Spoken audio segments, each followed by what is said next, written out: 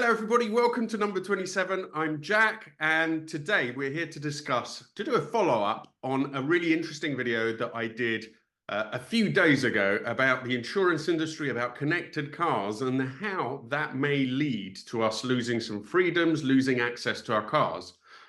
And here today with me, I have Tim Kelly, who is an insurance expert, who is going to give us some extra commentary on all those points.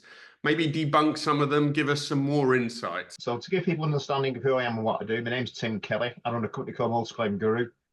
My background is that I've worked in the insurance industry for the best part of 25, 30 years. I work now as an expert witness for the courts, but I also provide consultancy to the wider industry. So I do work with insurance companies, but I also work with manufacturers, tech companies. Obviously, you work within the insurance industry. You have that kind of background. I can already see people saying, hold on, does this guy have a vested interest in representing the insurance industry positively, perhaps, because you're so mixed up in it? So from working within the industry, there's a lot of things and practices that insurance companies carry out that I didn't agree with. Is that I created Multi-Claim Guru to assist consumers when they're dealing with insurance companies, and I pretty much fight insurance companies for a living. Anybody out there who insurance companies probably wouldn't like more than everybody else, I'm probably right at the top of the list. From that last video, I think some of the salient points that came out that were particular concern to people is, one, insurance companies starting to harvest loads of data from these connected, the newly connected cars. Then the issues with Alcoguard and the potential for that to be not just mandatory in cars, but to be linked back to the insurance companies so that even if you don't fail the test, they know you had a drink when you're driving, that kind of stuff. The other big one was the ability for third parties to remotely shut your car down if you're the wrong kind of person, So I guess that's alluding to governments and stuff like that. And then finally, the thing of most interest to me, and I think to other sort of people who are passionate about classics and so on, is how this might affect classic cars, because the letter basically kind of said that there's a possibility that they would be uninsurable.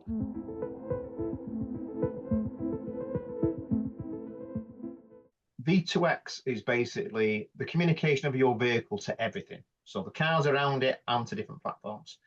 We're miles away from that. So where we currently are at the moment is on the road to autonomy. We've got vehicles that have advanced driver assistance systems to them. So that could be anything from parking sensors, radar, LiDAR, infrared. So all these are different sensors that are being fitted to vehicles to help it interact with the way they operate on the road. There's different stages of autonomy level, going from level 1 to level 5. We're currently around level 2, level 3. We're not expected to get anywhere near level 5, which is fully autonomous and working with peer-to-peer networks till 2035. So in the video, it is showing it as being 2025. So it's 10 years outside of that. So what things would you be concerned of relating to the sensors and things on vehicle, and what information would they transmit for it? And should it be concerned? Well, you've got data harvesting in cars, and that connectivity is an issue, but you've already got the worst potential thing already. So everything that was linked in the content of that video, you're already doing it in your phones. Okay, that's a really good point, but that doesn't mean that just because it's already happening on our phones, it's okay to also let it happen on our cars. Plus, I can leave my phone at home. If I want to go somewhere and not be monitored or have a track of where I'm going, I can leave my phone at home and go in my car. If this happens, there's absolutely no way of avoiding it. And on that side of it, I absolutely agree with it. It's terrifying. So there's, in the letter that was provided, what people have to understand is that I might not agree with all of it, but there is a foundation of truth that is in it as well. So when you was carrying your own research, and your video was quite good, which is the reason why I reached out to you, it's only when you start carrying out your own research that you actually find out that there is an element of fact in the background. So it is scary and it is concerning. So on that first point then, which is essentially the insurance, the potential of insurance companies harvesting information from us if we go to these connected cars, you're essentially saying it's some time away, it's not happening in 2025, but it sounds like you're saying, yeah, that could well happen, but it might be 2035. Is that right? Yeah, pretty much. Okay, that's not quite the debunking I was expecting, but interesting to hear all the same. It is, yeah, and I think that it's important that you have a balanced conversation in it, and there is an element of truth there. But what you've also got to look at as well is general data protection regulations. As long as the data that they collect doesn't personally identify the person driving the vehicle, and the reason why I want to bring this is the significance of what you said about having cameras inside the vehicle and being identifying the person. That would be a breach of the general data protection regulations because they can't do that. But if the use of your vehicle allows them to collect data that might be able to assist underwriters work at risk or look at risk and look at pricing, then yes, they will use that data.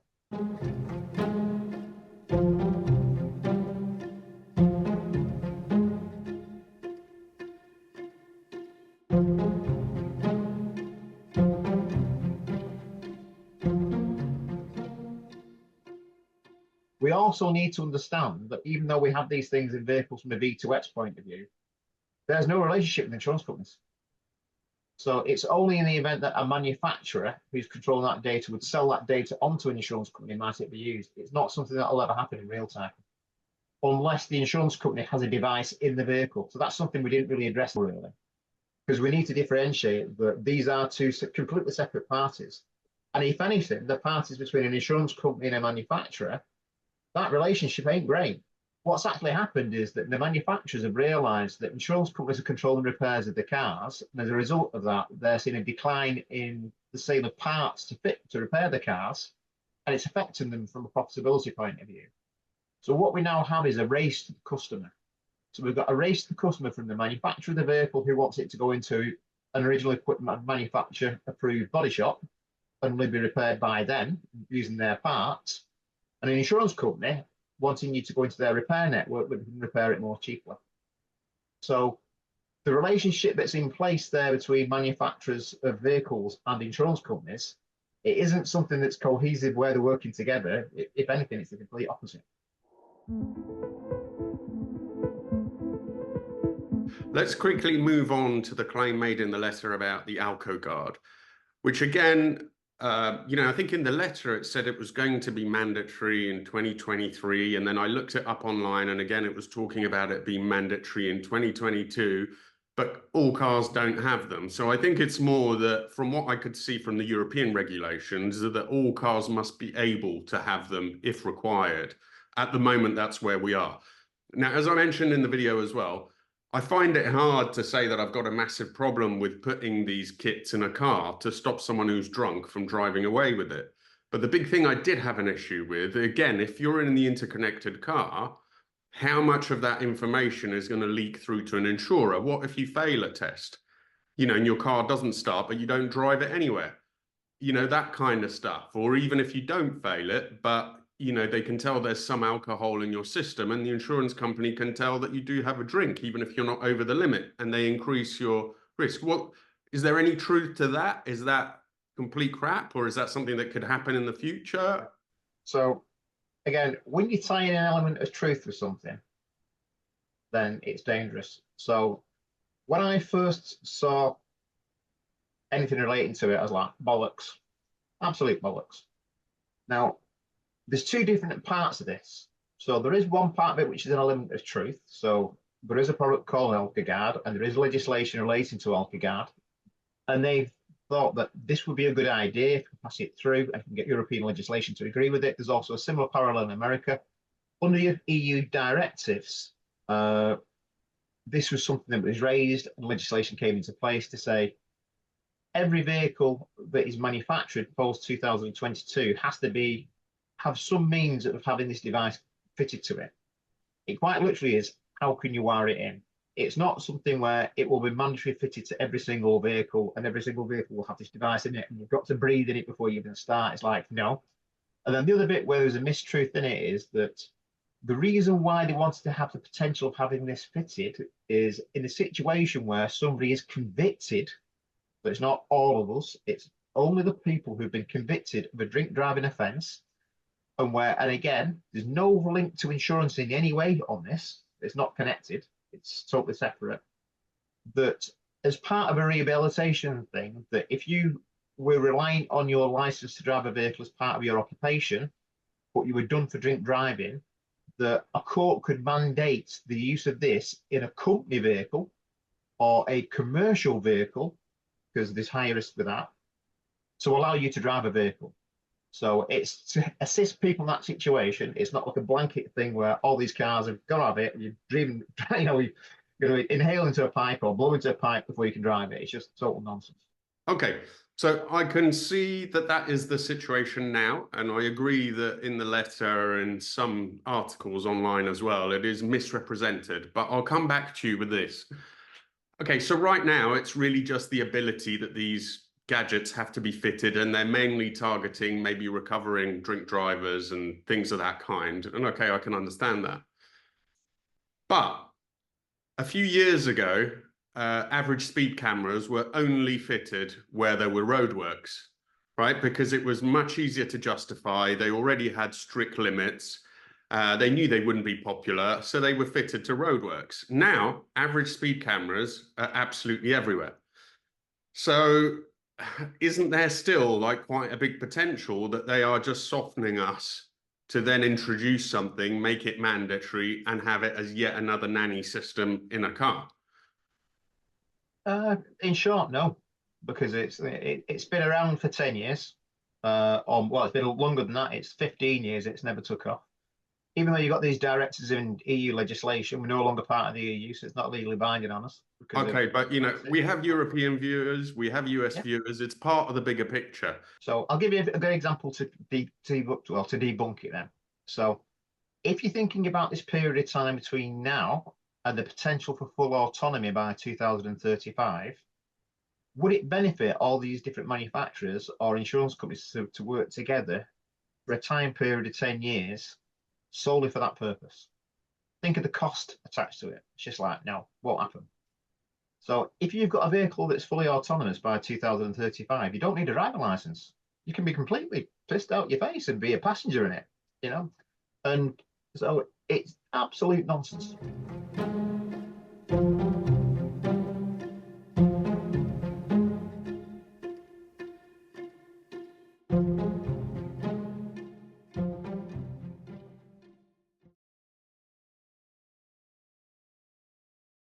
So the starting point of all of this is fitted to vehicles already. It's fitted to every vehicle in the UK that's been manufactured since 2017. And it's called eCall, and it's the potential that if you have an accident, your vehicle will ring the emergency services and contact the manufacturer. That's the starting point of it. As we progress from that, and you've got the move to various levels of autonomy, so it could be cruise control. When you start working towards that and then moving towards vehicles for everything, what we have is that as a means of making our road infrastructure more efficient, if my car starts talking to your car and says, right, Jack, where are you going? Oh, I'm going down the M6 and I'm off at junction 32. Do you mind if I tag along behind you? Yeah, nice one. Car behind me says, Tim, where are you going? Well, I'm going junction 30, you know, junction 6 and 32 or whatever. All right, do you mind if I tag along behind you? So there's a potential there where you could have road trains. So if you've got a road train of vehicles, it then means you don't need a braking distance. You all just tag together and the vehicle in front sees the risk in front of it and it brakes for all vehicles. It just sends a signal and you all brake as one. It means that you can massively reduce the amount of congestion that's on the road from doing that. That's one side of it. But what you then got is that you have the potential with all these vehicles in the future, so you're looking at about 2050, that the sensors that are on the vehicle have the potential to recognize everything around them.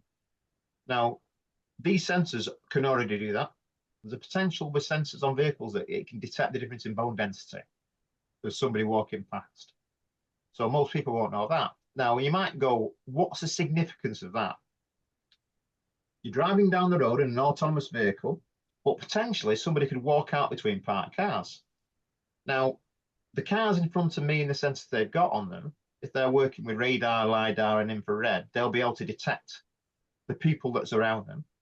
But you've also then got the potential of the cameras inside the vehicle as well, being able to detect what is a person. The significance of the bone density side of it is that if you're driving in an autonomous vehicle, it will need to differentiate and at some point work out the risk of, do I kill this person if I can't avoid it? Or if, for example, it was an animal, do I kill the animal?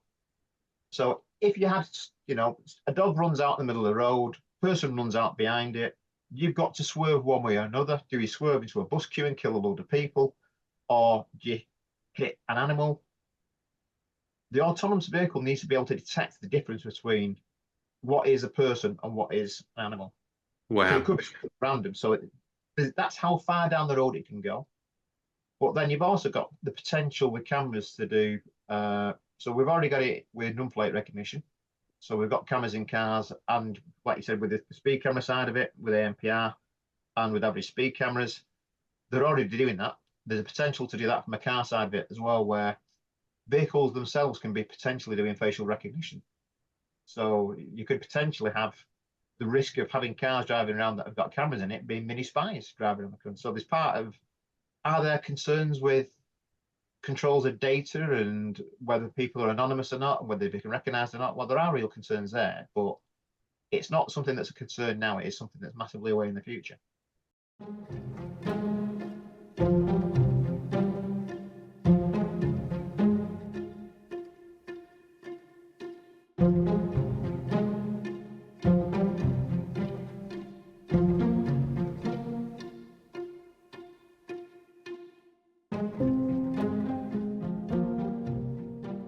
I think one of the main things that people are concerned about that I brought up earlier is that having all these interconnected cars, even if it's not 2025, it's another 10 years, 2035, will mean that insurance companies will be reluctant to insure cars that are not connected.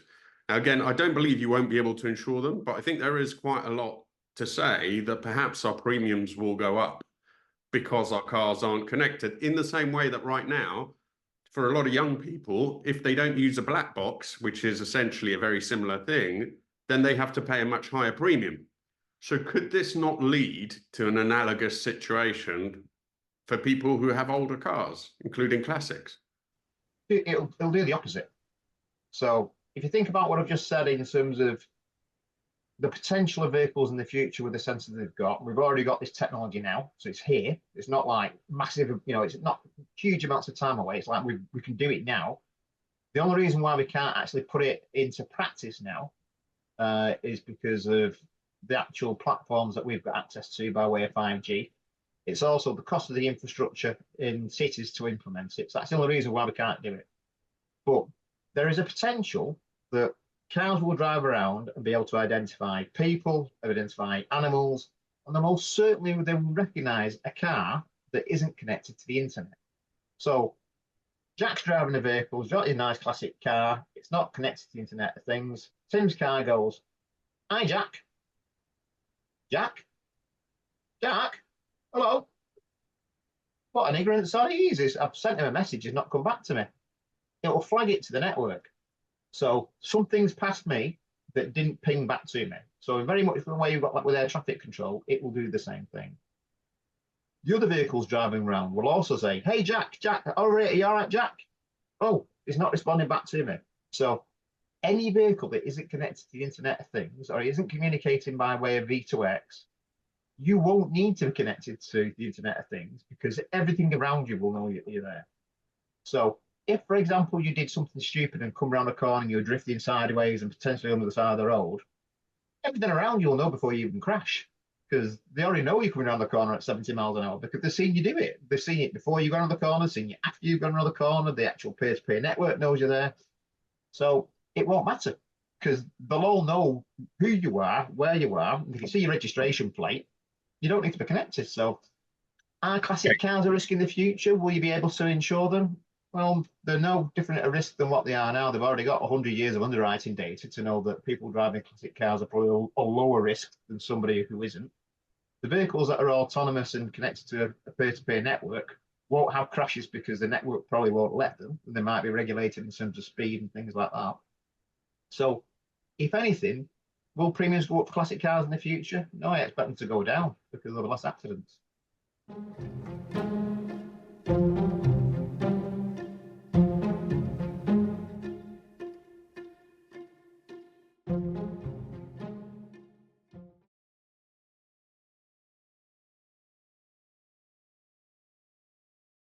Okay, Tim. Well, I think another thing which really seemed to stir things up for people was that the letter mentioned is this ability for vehicles to be remotely shut off or prevented from starting, belonging to politically exposed people, in inverted commas. It sounds quite Orwellian, it sounds unlikely, but then again, doing more research, there's an article by Wired in which they have managed to do that to a current car. So not even talking 5, 10 years down the line, that they were able to disable a car driving on an American highway right, a few months ago. So what is the truth of all that? Is the potential there to do it is the first question. Yes. So any vehicle that has any type of autonomy, or it has the potential for over-the-air updates. So a good example would be the Jeep we're talking about, where it was exposed that there were certain patches in the software that was needed to upgrade it, because it meant there was a vulnerability there that you could interrupt the over-the-air updates. But also any vehicle that's out there that, so I'm not saying specifically Tesla, but as an example, just to cover ourselves on that, that any type of vehicle where you have an over-the-air update on it, it potentially has a means of being able to get access. So, because that's how Tesla's doing it. So either by way of accessing apps on phone. So if you've got poor security on your phone and poor password and you repeat it, if somebody can actually potentially access your phone directly and get into your app, they could potentially do it that way. If you could do it through your account on the internet is another way. If they could actually hack into Tesla is a third way. But then what you've also then got as well is that in terms of the way these updates occur and the potential to actually control the vehicle. As an example, again, if you're buying a Tesla and you might go for an option with Ludicrous, it's like a 7 to 10 grand option, and Ludicrous Plus like a 12 grand option. It's linked to your specific private information. So for Tesla to update it, it wouldn't just do a blanket update over every single vehicle that's out there. It's done specifically just for Jack, and that's it. So if somebody can potentially do the same thing in terms of accessing that account and information, it allows them the potential to shut your vehicle off, because it's using the exact same software to do it, and it's using your personal details. So is the potential there to do it? Yes, it is. Okay, so let me just unpack that, make sure I've understood it. So from what you're saying, I believe that the potential is there, it's already there, it could happen. But I think there's a big difference from what can happen now to what's been suggested in the letter. In the letter, they're saying that if you're politically exposed, they can shut off your vehicle. Now, one of the things that immediately springs to mind is, well, you have to identify that person and link them to that car. Yeah. And it sounds like to me, a hacker, if they have all the details, can now go and hack your car. Yeah. But that's not quite the same thing as being said in the letter, or is that possible, or will that be possible at some point? It's possible in the future, but like I said, I think this is why I said it's important we differentiate. So from an insurance company's point of view, it's later referred that insurance companies could, in essence, turn your vehicle off if you didn't have that Alcoguard in it. And it's like, well, the software in your vehicle isn't linked to insurance, so we can bin that idea. So if you've got apps in your vehicle, couldn't you hack into it and interrupt it? Yes, potentially. But the way it was being inferred is that if you were having a vehicle that is in some way autonomous or has the potential for control by somewhere else, it has to be linked to a network. So when we refer to peer-to-peer networks and V2X, it's not going to happen in the next 10 years, 20 years, even 50 years, because what you'll need there from an infrastructure point of view is just too large.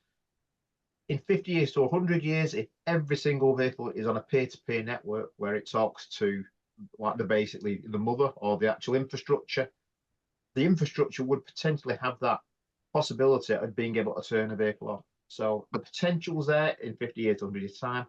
Absolutely not now, because it just wouldn't happen. We won't have the infrastructure there. So the stuff that was claimed on there that, I don't know, if you don't pay your premium, that kind of stuff, then the insurance company will switch it off. Yeah. You think that that's absolutely not an issue? Absolute nonsense. Yeah. And that's because insurance companies aren't linked to the manufacturer, and it's unlikely the manufacturers would ever agree to that.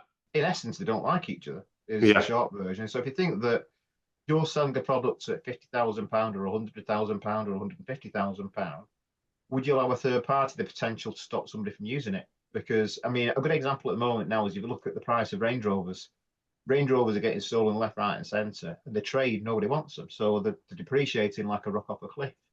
Well, if you're a manufacturer like Land Rover, how hard is it for you now to sell a brand new vehicle? Well, if you've got that parallel of having a vehicle that has the potential to be autonomous and be linked to a network, would you want to be in a situation where you're potentially allowing an insurance company the potential to stop using that vehicle to, you know, to you or to me? And it's like, well, no. So, you know, there's no love given between manufacturers and insurance companies. So the Okay. potential of an insurance company to be able to do that, unless it's part of a contract, it's like, no, ain't Okay. happening.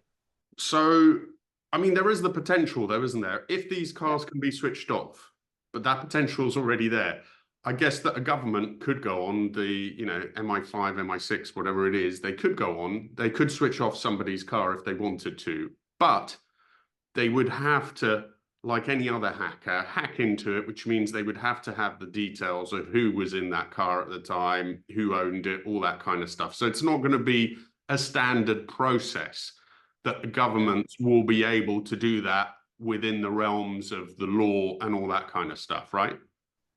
Yeah, well, from that side of it, yeah, you know, it's not something that's going to happen. But there are other things where, again, I don't want to terrify the living daylights out of you. But if you think that everything on your vehicle in some way is controlled by a microprocessor, there's already the potential to send electromagnetic pulses through microwaves into vehicles and disarm them now. You know, it won't be that you can take control over them, but, and it's, you think, well, you're very much talking about Fast and Furious, but the potential in technology to wipe ECUs is already available. You could quite literally just blast a vehicle, and, you know, it's the American military use it as a defense mechanism or already. So that potential's there. Wow, that really is frightening, Tim. We were talking earlier, and I think you mentioned one other way in which you might be able to remotely disable a vehicle. Is it a geofencing, something like that? Yeah, so again, the technology is already there. So if you think about different cities where you've got accessibility to electric scooters or electric bikes, the last thing people want is for you should be riding those vehicles in a pedestrianised area. So what they'll do is they put a geofence in those locations, and what it does is it stops the vehicles from going at full speed and reduces the speed of it. Potentially, they can do the same thing with vehicles in pedestrianised areas, and that's what they want. So from a pedestrian safety point of view, you don't want vehicles going through city at 30 miles an hour. So in the future, there is the potential there where if vehicles are autonomous, they might find that we won't need speed limits, we won't need speed bumps or stuff like that. If your vehicle's controlled by electric, you can put a geo fence up where it just tells the vehicle it can't go faster than 5 miles an hour. And it will mean that any vehicle going into it just literally will not physically be able to go over that speed. So again, that is something potentially that's already here. It can be there, and it is what they are looking at doing in the future. Anything linked to this, I'm pretty much against, by the way, just so people out there are aware of it, because I think it actually makes people more reliant on the equipment than driving, so it makes you a worse driver.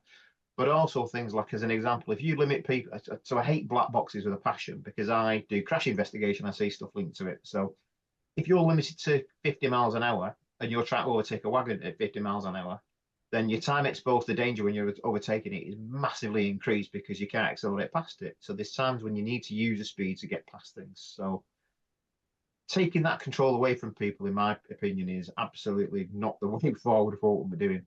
But the potential's there to do it. Yeah, you know, it can just stop you.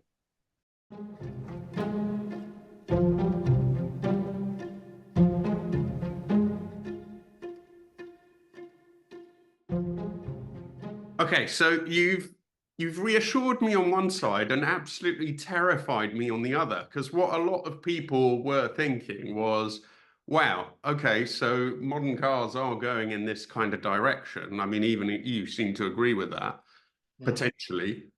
And okay, we might have to pay a bit more insurance. Now you're saying we won't, fine. But I can't get away with it. So even with my car that's not connected or anything else, I still am not really going to have any extra privacy or anything else because everything else is going to be monitoring it anyway. So that, to be honest, that's even more frightening and worse than what I was thinking. We are very much on the precipice of an Orwellian world. without a doubt. And if you look Wow. about, it is. Tim, let me stop you for a second there. I thought you sent me an email saying I will happily debunk a lot of this information, Yeah. because you said it was inaccurate. But I have to say, I mean, this isn't reassuring me at all. Okay, you corrected a few things. I think time perceptions, a few details, which is good to know. But you've not reassured me at all. If anything, I'm slightly more worried than before we spoke. And this is why I want to correct people as well, because it is the thing that I wanted to debunk was the content of the letter. And we could go into, whether we believe it was wrote by a person or not, whether they are for the industry or not. But I think in some ways that you kind of, we would be dismissing perhaps the purpose of why somebody created it in the first place. So whether they exist or not, whether they are for the industry or not, whether they are anonymous and they're scared, it's like, it kind of really doesn't really matter, because I think the potential thing that was good out of it is it's that raising an awareness. And we do need to be aware, and we need to be conscious of how our data is controlled and how it's used, but also how potentially within the country we might be monitored in some way. And we're already going down that route in terms of just because the amount of CCTV cameras we have in cities and things like that. So as much as it can be used to protect us and and help us in the event of any type of crime, it can be used against us as well. And the car side of it is that the bits where I took a contention with, where I wanted to kind of debunk it, was about this link to premiums going up. Well, again, the easiest way to explain what's going to happen is you need to understand what insurance is and how it operates. Insurance is based on risk. So insurance companies don't want a situation in society where there is no risk. Because if there's no risk, there's no premiums. There's no premiums, there's no profits. As simple as that. So they're changing their business models. They are looking at it more from a manufacturing point of view. They're looking at it from a software point of view. So if an autonomous vehicle has an accident, is it that it's the manufacturer who's liable for it? Or is it the software company that's liable for it? So it might be that Jack doesn't have personal insurance on his car because he doesn't need it, because the manufacturer of the vehicle might have it. So this is the very route that Tesla's going down at the moment, because what's happening at the moment as well from an insurance company point of view is that insurance companies are becoming more cautious about insuring electric vehicles, or more cautious about insuring autonomous vehicles, because the current way insurance works when you insure a vehicle is that it needs an element of negligence on behalf of the driver to have a claim that's successfully against you. Now, what we've got with AV vehicles is that there's had to be a change in legislation, which is called the Vienna Convention. And the significance of that is it means that you can insure a vehicle without a driver. So until that changes, which it now has done, it means that you can't insure a vehicle as an autonomous vehicle without a driver in it. So that's something that needs to change. So is this all inevitable, Tim, or is there something that we can do to change or stop this? Because to me, it sounds horrible. As I said, I was really hoping, genuinely convinced, that you'd say, yeah, there's little kernels of truth in that letter, perhaps, food for thought, but really, that's not the case. But if anything, you've made me more worried. So is there anything we can do, or is it just inevitable? You need to be making sure that you elect some type of political party that is going to protect you. That's the short version of the book. It's, the future is inevitable, but how that future is you do have a potential to control it and the outcome of it. Well, this whole thing really has been incredibly interesting and in some ways quite frightening. We did debunk a lot of the claims in that letter, but I think some of the fears that it kind of expresses are very, very real. Thank you very much to Tim Kelly from Motor Insurance Guru. Do have a look at his website. I just want to round off a few things. I think that maybe the way that the letter expressed some of those things wasn't accurate. But we are absolutely marching towards a world where the role of the car is going to change immeasurably. So we used to see the car as an instrument of freedom, of independence, and it's just no longer going to be the case, because I think it is inevitable that autonomous cars will become the standard thing. And that means that, you won't be in control of your car. You won't see the car. You won't drive the car in the way that we do now. And that will bring with it a lot of compromises to our privacy and to our freedoms. It may not happen as soon as the letter was talking about. They may not happen in the same way. And I think that the biggest thing to remember here is that for what was claimed in the letter to be true in that way, the insurance companies would have to be completely in cahoots and linked to the manufacturers. And it looks like commercially, that's just not going to be the case. But there are some very real dangers from this increasing technology. So the way I see it isn't so much that there are people out there who want to control us. I'm sure there are, or the governments want to control us. But it's more just that technology is going to bring this into play. And we do have to be careful about what we allow and how we allow it. But really interested to see your comments. Thank you all so much for watching. And I look forward to seeing you for the next one. And Happy New Year, everybody.